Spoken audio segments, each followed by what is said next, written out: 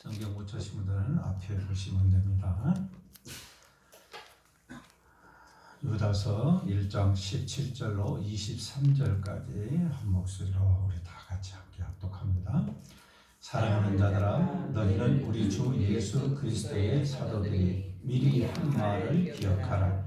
그들이 너희에게 말하기를 마지막 때에 자기의 경건하지 않는 정욕대로 행하며 조롱하는 자들이 있으리라 하였나니, 이 사람들은 분열을 일으키는 자며 육에 속한 자며 성령이 없는 자니라. 사랑하는 자들아, 너희는 너희의 지극히 거룩한 믿음 위에 자신을 세우며 성령으로 기도하며 하나님의 사랑 안에서 자신을 지키며 영생에 이르도록 우리 주 예수 그리스도의 긍휼을 기다리라. 어떤 의심하는 자들을 긍휼히 여기라. 또 어떤 자를 불에서 끌어내어 구원하라.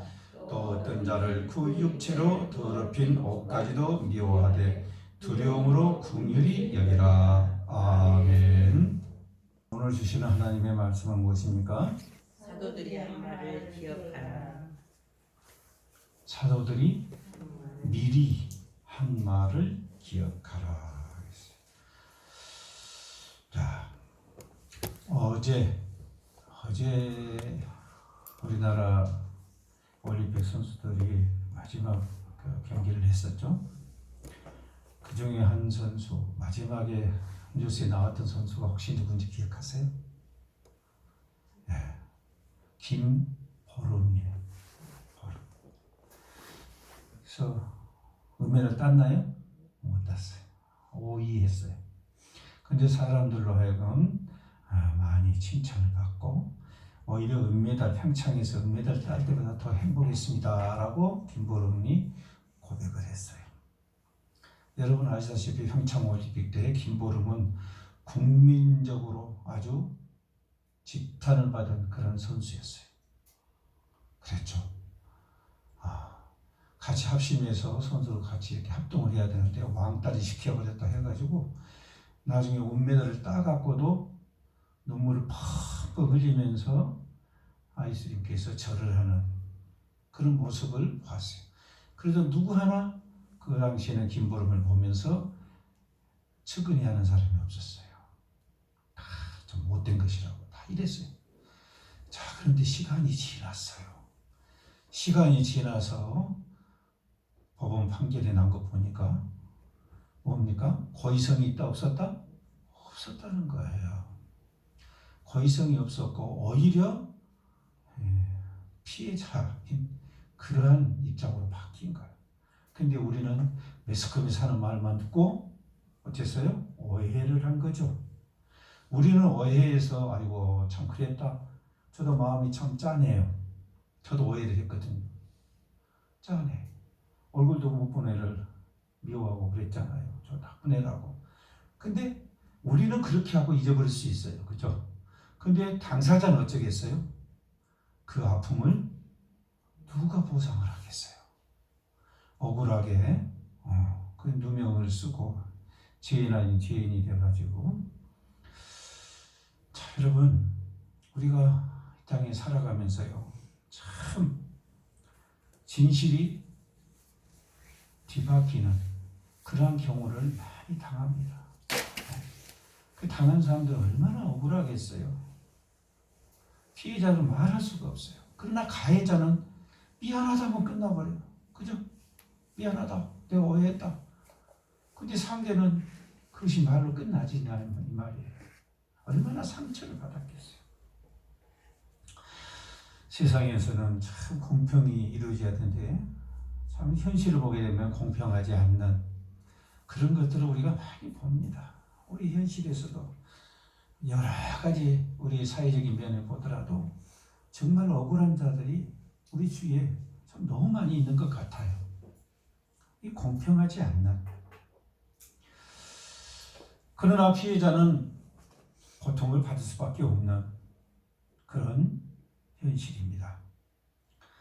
여러분 성경에서는 마지막 때 우리 성도들이 그렇게 고난을 받을 것이라는 거예요. 애매한 고난을. 그런 고난을 받게 될 것이라고 말씀을 하십니다. 우리는 이 고난과 고통을 이기내기가 쉽지가 않습니다. 사소한 작은 오해라도 우리가 견디기가 힘든데 우리 예수님으로 인해서 남에게 피해를 준 것도 없고 오히려 그들을 위해서 기도하고 그들을 도와줬건만 우리를 핍박하고 그런 우리를 압박하는 그런 일들이 벌어져서 우리가 고통을 받게 된다면 여러분 그것을 어떻게 이겨낼 것 같아요? 아마 많은 사람들이 고통을 이겨내겠지만 그 중에 또 시험에 이기지 못하는 그런 성도들이 나올 수밖에 없을 것입니다. 그래서 오늘 본문의 말씀을 통해서 우리는 그러한 때가 오게 되면 우리가 어떻게 해야 되겠느냐는 거예요. 그에 대해서 바울 사도는 사도들이 전한 말을 기억해라. 오늘 유다서는 유다죠. 사도들이 하는 말씀이에요. 사도들의 말을 기억하라. 근데 사도들이 한 말이 누구 말이에요? 예수님이 주신 말씀이죠. 사도들은 예수님 말씀을 다 들었던 사람들이에요. 그리고 예수님 하신 능력들을 본 사람들이에요. 보고 들은 것, 체험한 것을 제자들에게 전해줬어요. 그러니까 그 전해준 것을 어떻게 하는 겁니까? 기억하라는 거예요. 그것만이 우리가 마지막 때 믿음 지키면서 세상에서 이길 수 있다라는 겁니다. 우리의 능력이 된다는 거예요. 뭐가요? 사도들이 한 말입니다. 데살로니가 후서 1장 7절에 보게 되면요. 환난을 받는 너희에게는 우리와 함께 안식으로 갚으시는 것이 하나님의 공이시니 그랬어요. 우리 하나님의 공의는 공평하신 입니다. 그죠? 세상같이 불공평하지 않아요. 그래서 하나님께서는 환난을 받는 우리에게 그냥 그 환난을 받도록 두시지 않는다는 거예요. 안식으로 갚으신다고 그랬어요. 주 예수께서 자기의 능력의 천사들과 함께 하늘로부터 불꽃 가운데서 나타나실 때라고 말씀을 하십니다. 다시 말해서 환난 후에 심판이 있을 것을 분명하게 말씀을 해주시고 또 환난 받는 우리 성도들에게 하나님께서 그 상을 보답을 해 주실 것을 말씀하십니다. 그래서 우리가 마지막 때에 우리가 세상에서 고난과 고통을 받을 때에 그들을 원망하지 말고 오히려 그들을 사랑하며 섬기며 그러한 삶을 살라고 말씀을 하고 계십니다. 그렇다면 우리가 이제 세상에서 이겨낼 사도의 말은 무슨 말일까요? 오늘 본문을 통해서 그 말씀을 한번 우리가 돌이켜 참고해 보도록 하겠습니다. 20절 말씀 보겠습니다. 사랑하는 자들아 너희는 너희의 지극히 거룩한 믿음 위에 자신을 세우며 성령으로 기도하며 그랬어요. 마지막 때에 경건하지 못한 자들이 그랬어요. 경건하지 못한 자들은 누구를 말한 걸까요? 신앙생활을 하고 있으면서 경건하지 못한 자들 또는 믿지 않는 자들 포함해서 하는 말씀이에요. 그렇죠? 그런 사람들이 핍박을 할 것이다 그 말이에요. 본문에서 뭐라 합니까? 조롱할 것이다 그랬어요. 조롱할 것이다. 오늘 우리 사회를 보게 되면 실제로 이런 일들이 일어나고 있는 조짐이 보이긴 해요. 그죠? 또 실제로 그런 일이 우리는 느끼지 못하고 있지만 일어나고 있을 것이다 라고 우리가 생각해 볼 수 있어요. 여러분 마지막 때는 언제가 마지막 때일까요? 네? 예수님 오실 때요? 그때는 언제 때일까요? 여러분 우리가 예수를 믿기 시작한 내가 예수를 믿고 이제 예수님을 주로 섬기면서 살겠습니다 라고 우리가 믿음을 고백하는 순간 사실은 영적 전쟁이 시작이 된 거예요. 그렇죠? 내가 이제 더 이상 세상의 영에 붙들려서 살지 않겠다는 것을 선포한 거죠. 선포를 하게 되면 어떻게입니까? 전쟁은 시작되는 거예요. 우리 눈에 보이지가 않을 뿐이에요. 실제적으로는 전쟁이 일어날 수밖에 없는 거예요. 사실은 어떻게 보면 개인적인 종말은 이 바로 영적 전쟁이 시작하면서부터 시작이 된 거예요.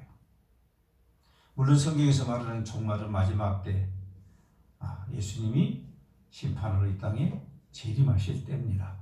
그러나 우리 개인적인 성도들에게는 자기 자신의 종말이 있다라는 거예요. 그렇죠? 우리 주위에 많은 사람들이 이렇게 세상을 떠났어요. 사실 우리가 무감각해서 그렇지, 우리가 우리 부모님이 돌아가신다면 사실은 그 다음 차례는 누구예요? 내 차례예요. 나의 정말 이미 시작된 거예요. 그렇죠? 천년 만년 살 것 같지만 그것이 아니다는 거죠. 금방 다음에 우리 차례가 돌아오고야 말아요. 그러니까 부모님의 장례를 딱 치르면 그 다음부터 누구 장례를 준비해야 돼요? 내 장례 준비해야 되는 거예요. 사실 그 시간이에요. 뭐 슬퍼하고 그럴 시간이 아니에요.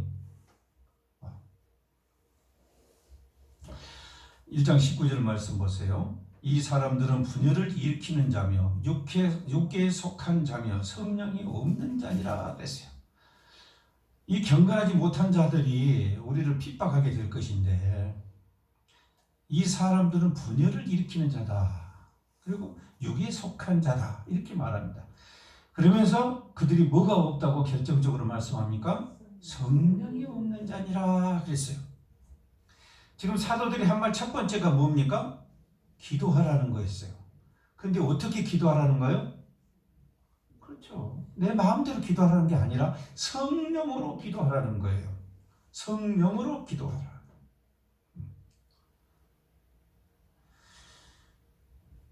우리 하나님께서는요, 세상을 창조하실 때부터 모두 다 계획하셨다고 그러셨어요.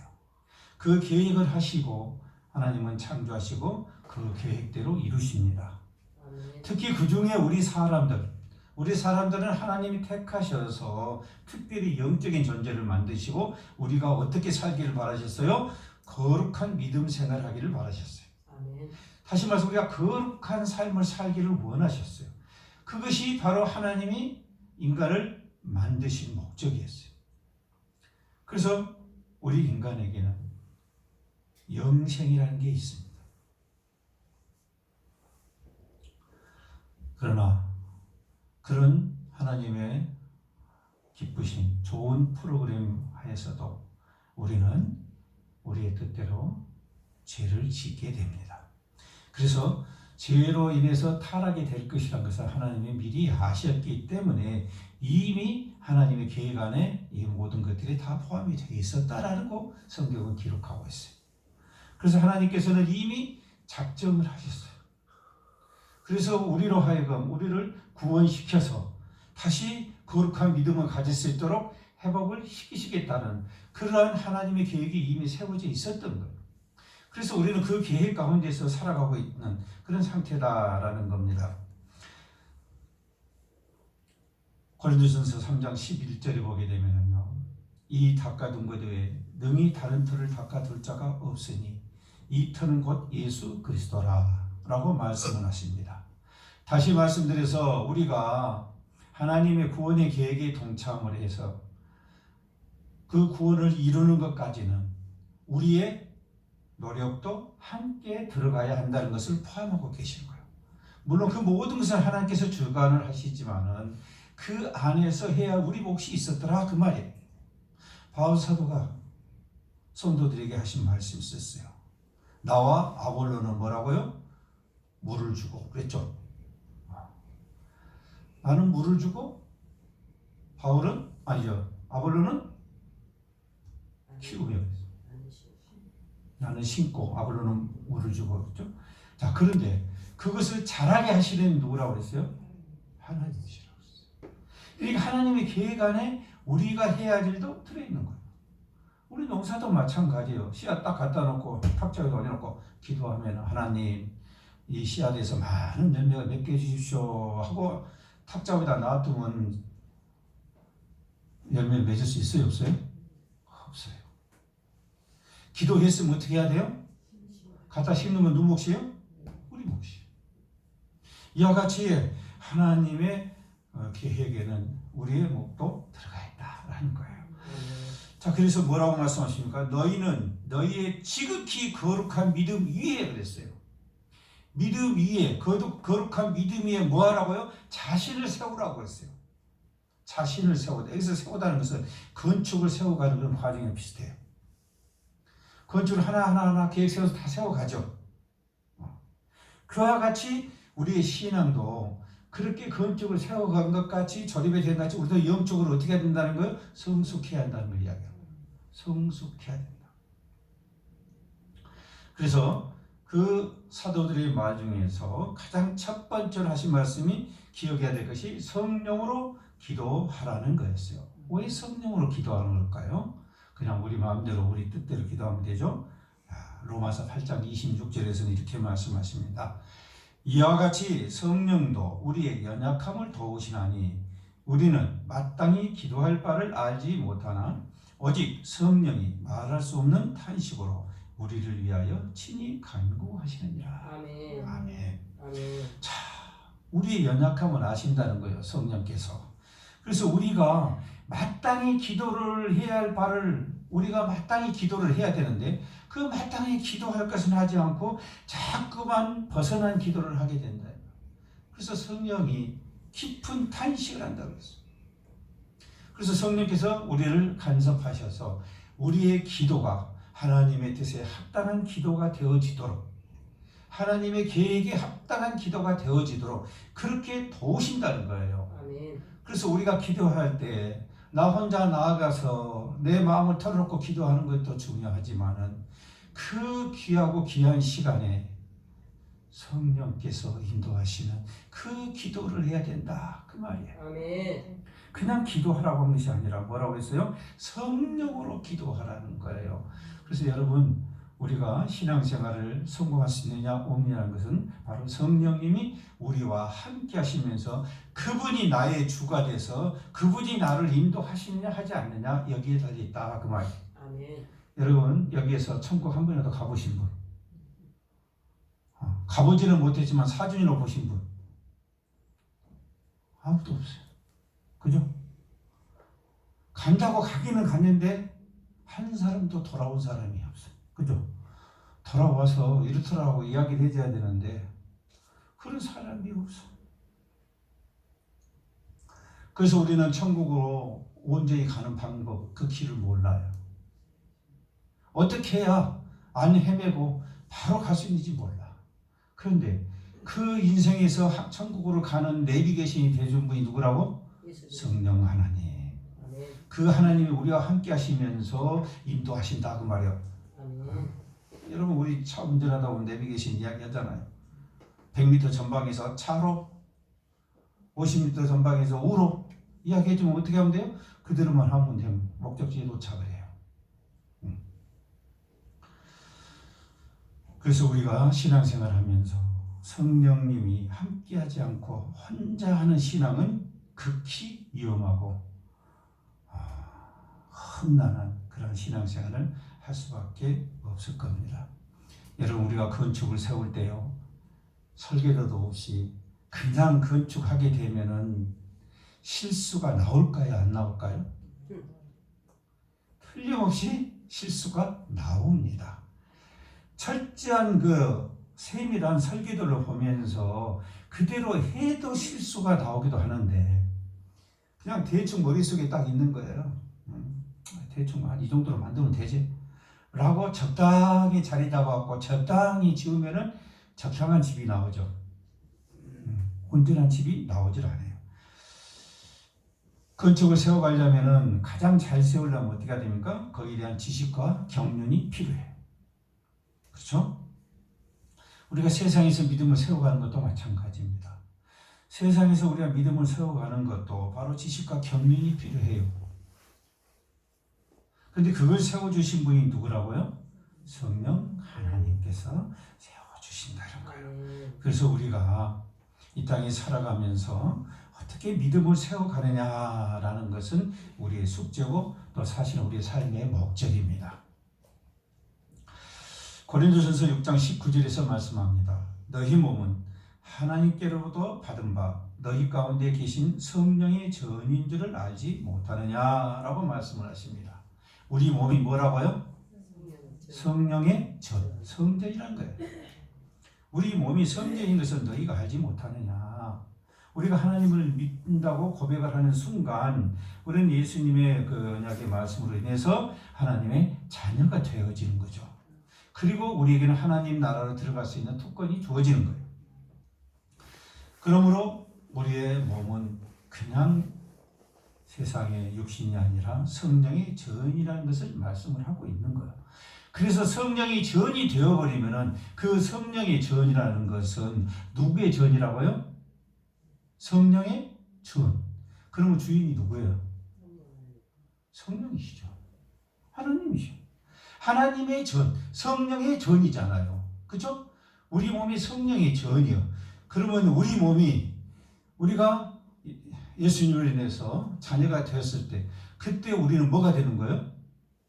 성령의 전이 되었단 말은 내 것이 아니라 하나님의 것이 되었다라는 그 뜻이에요. 그래서 너희는 너희 자신의 것이 아니라 그랬어요. 우리가 예수를 믿고 하나님을 신앙하기 시작할 때부터 우리는 우리 것이 이미 아니라는 거예요. 우리 몸은 이미 거룩한 전이 됐어요. 성령이 전이 됐어요. 그런데 성령이 전이 되는데 성령이 안 계시면 돼야 안 돼요? 안 된단 말이에요. 당연히 성령이 거하셔야죠. 6장 20절에서 말씀하십니다. 값으로 산 것이 되었으니 그런즉 너희 몸으로 하나님께 영광을 돌리라. 자, 예수님 믿기 전에는 나를 위해서 세상을 살았다면 이제 예수님 믿고 난 후로는 우리가 거듭나게 돼서 누구를 위해서 살게 된다고요? 하나님을 위해서 살게 된다라는 거예요. 다시 말해서 우리의 삶의 목적이 바뀐다는 거예요. 하나님을 알기 전에는 내 뜻대로 내 마음대로 세상을 살았어요. 그러나 우리가 하나님을 알고부터는 그게 아니란 것을 알게 됐잖아요. 나의 주가 내가 아니라 하나님이었다는 사실을 우리가 깨닫게 됐다면은 그러면 깨달은 다음부터는 어떻게 해야 돼요? 그렇게 우리의 삶이 바뀌어야 된다 그 말이에요. 그런데 그렇지 못하고 똑같이 믿을 때나 안 믿을 때나 자기를 위해서 살아간다면은 성령 하나님께서 그 성도를 인도할 수가 있겠느냐 그 말이에요. 사도들이 한 말씀 첫 번째로 뭐 하라고 했습니까? 성령에 의지한 기도를 하라. 성령에 의지한 기도를 하란 말은 무슨 말입니까? 우리 인생의 전반에 걸쳐서 그 성령님께서 인도하시고 간섭하시는 것에 어떻게 하는 겁니까? 우리가 집중해야 된다 그 말이에요. 자, 두 번째입니다. 21절 말씀 보세요. 하나님의 사랑 안에서 자신을 지키며 영생에 이르도록 우리 주 예수 그리스도의 긍휼을 기다리라 그랬어요. 자, 두 번째로 뭐 하라고 했습니까? 자신을 지키라는 거예요. 믿음의 자신을 세우면서 자신을 지키라는 거예요. 자신을 지키라는 말은 무슨 말입니까? 뭔가는 모르지만 공격이 있다는 것이죠. 나를 위협하는 게 뭔가가 있다는 거예요. 그래서 어떻게 해야 됩니까? 내 자신을 지켜야 된다 그 말이에요. 자, 믿음의 자신을 세우며 자신을 지키는데 어떻게 지켜야 되느냐 그 말이에요. 다시 말해서 우리의 신앙생활을 한 번 했다 해서 끝난 것이 아니라 주님 부르신 그날까지 신앙생활을 해야 되잖아요. 근데 그 신앙생활을 끝까지 성공하는 사람들이 그렇게 많지가 않다는 뜻이에요. 예수님께서도 말씀하셨잖아요. 내가 다시 올 때 믿음을 보겠느냐 그러셨어요. 이것은 오늘 저와 여러분에게 주신 말씀이에요. 믿음을 끝까지 지킬 수 있느냐라는 거예요. 예수님께서도 계시록에서 말씀하시잖아요. 우리가 믿음을 끝까지 지키지를 못하고 중간에서 믿음을 잃어버리는 경우가 우리 주위에 너무나 많아요. 여러분 다른 사람 보지 말고요. 여러분 자신을 한번 돌이켜 보세요. 내가 지금 믿음에 정말 믿음 위에 내 자신을 잘 세워가고 있는가? 집이 잘 지어져 가고 있는가? 아니면 짓다 말아버렸는가? 많은 사람들이 계획 없이 무락부로 달려들어가지고 건물을 짓다가 포기해버리는 경우가 많아요.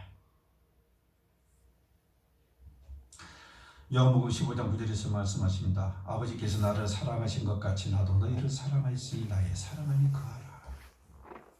우리가 우리 자신을 지킬 수 있는 유일한 방법이 바로 하나님의 사랑 안에 거해야 한다는 거예요.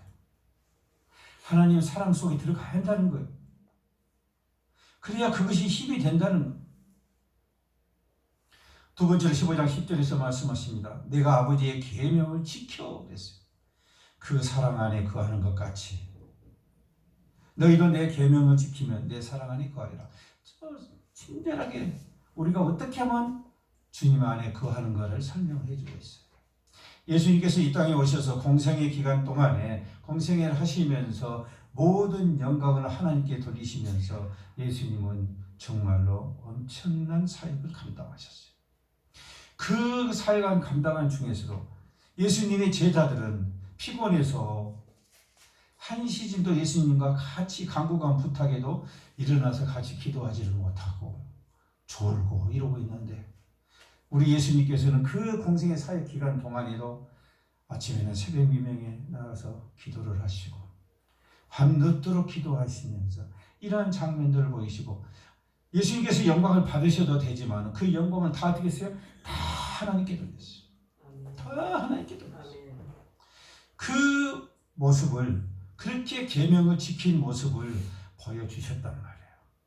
그렇게 계명을 지키는 것은 하나님 안에 있기 때문에 가능하다 그 말이에요. 그래서 이제 어쩌라는 겁니까? 너희도 그랬어요. 너희도 내 계명을 지키면 내 사랑 안에 거하리라 그랬어요.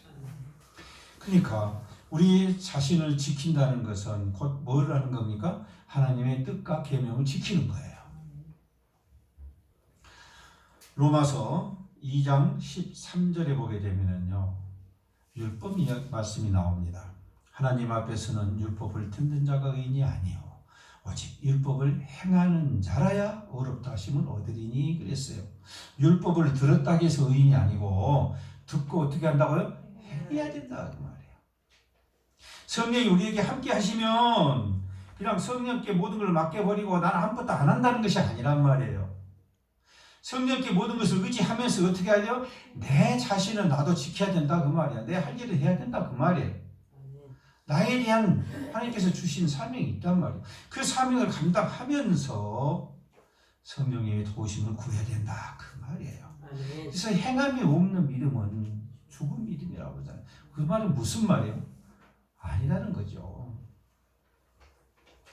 오늘 우리가 이 부분을 정말 돌이켜서 봐서 생각을 해봐야 돼요. 자, 그렇다면 우리 한 가지 질문해 보겠어요. 우리는 예수 그리스도를 알고 이스라엘 백성들은 율법을 받았기 때문에 어떻게 하면 구원을 받은 줄 알아요. 그렇죠? 그래서 하나님도 알고 예수님도 알아요. 그런데 모르는 사람들은 어떻게 할까요? 예수님을 모르고 하나님 계시다는 것도 모르고 살다 죽은 사람들은 어떻게 할까요? 전부 다 지옥 갈까요? 어떻게 할까요?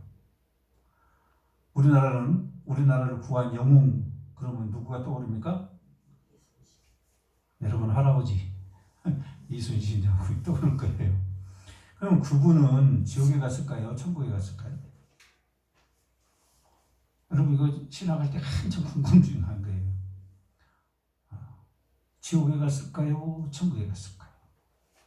천국에 갔다고 생각하는 사람들 그렇다면요 이순신 장군이 사람을 얼마나 죽였죠? 엄청나게 죽였죠. 근데 그렇게 죽여갖고도 지옥 안 가고 천국 가요? 여러 가지 의문점이 들 수가 있어요. 여러분의 손자들도 손녀들도 물어볼 수가 있어요. 자, 거기에 대한 답을 로마서 2장 14절에서 답을 해주고 있어요. 성경에는 다 답이 들어있어요. 율법 없는 이방인이 번성으로 율법의 일을 행할 때에는 율법이 없는 이방입니다. 번성으로 율법의 일을 행할 때는 이 사람은 율법이 없어도 그랬어요. 자기가 자기에게 율법이 되나니 그랬어요. 그래서 율법이 없다고 생각하지만 율법은 있다 없다? 있다라는 거예요. 그 사람 마음에 이미 하나님께 다 주셨다고 말씀해요. 15절 보세요. 이런 이들은 그 양심이 증거가 되어 그랬어요. 믿지 않는 자들이라도 뭐가 증거가 된다고요? 양심.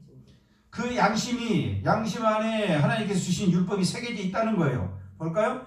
그 생각들이 서로 혹은 고발하며 혹은 변명하여 그 마음에 새긴 율법의 행위를 나타내느니라. 그래서 양심의 화인을 맞지 않는 사람은 말을 안 해서 그렇지 자기가 잘못한지 안 한지 안다 모른다? 안다는 거예요. 양심이 다 말한다는 거예요. 양심이 율법이 된다는 거예요. 그렇게 따진다면 양심이 올바르게 그렇게 살아간 사람은 율법을 준수한 사람이라고도 할 수가 있겠죠. 물론 여기에는 여러 가지 신학적인 단서가 들어갈 수도 있지만은요. 자, 다음 말씀 들어보세요. 하나님의 사랑 안에서 자신을 지키며 영생에 이르도록 그랬어요. 하나님의 사랑 안에서 자신을 지켜야 한다는 거예요. 그리고 영생에 이르도록까지 자기 자신을 지켜야 한다는 거죠. 베드로전서 4장 8절에서 말씀합니다. 무엇보다도 뜨겁게 서로 사랑하지니 사랑은 허다한 죄를 덮느니라. 아멘. 여러분, 앞전 15절 말씀에 마음에 새긴 율법의 행위를 나타내니라, 이 말씀이 조금 더 이해가 안 되신다면요, 이 말씀을 묵상해 보시길 바랍니다.